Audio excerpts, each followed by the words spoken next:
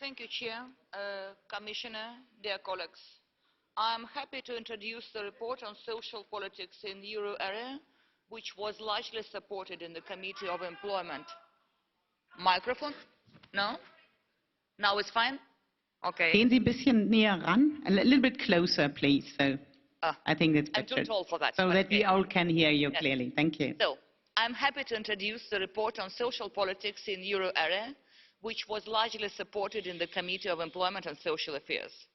Coming from Estonia, I can be proud that during our presidency in the Council of the European Union, our Prime Minister Jüri Ratas had the privilege to co-sign together with Jean-Claude Juncker the Pillar of Social Rights.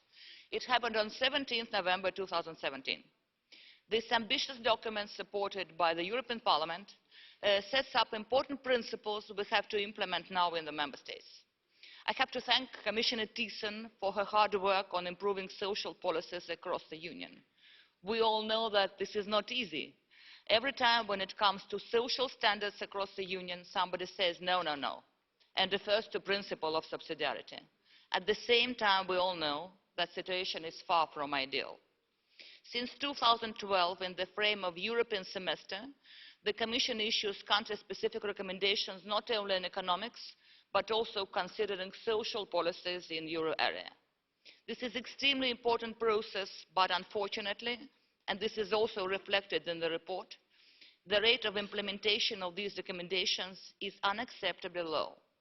While at least some progress, so-called at least some progress, was reported concerning 72% of country-specific recommendations in 2012, in 2018, these percent have decreased to 39, the lowest rate ever.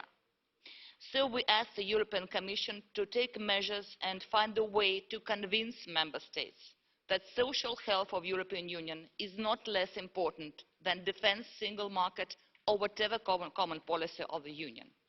And we also ask to consider to extend these recommendations also to non-Euro states.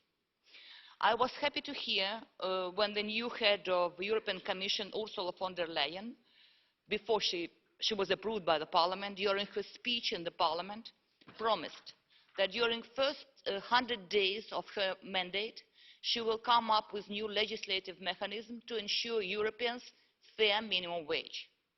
For those who are sceptical, I have to underline that this proposal will take into account national traditions and legislation, which means that nobody is going to violate the principle of subsidiarity.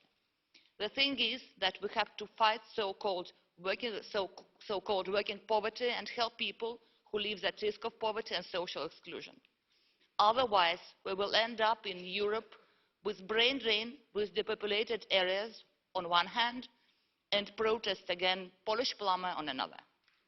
During the hearing, several commissioner designates referred to a pillar of social rights like universal tool to solve problems of depopulated regions and rural areas, but not only. We also have people with disabilities, gender pay gap, discriminated minorities, people at risk of poverty, and we have to help them.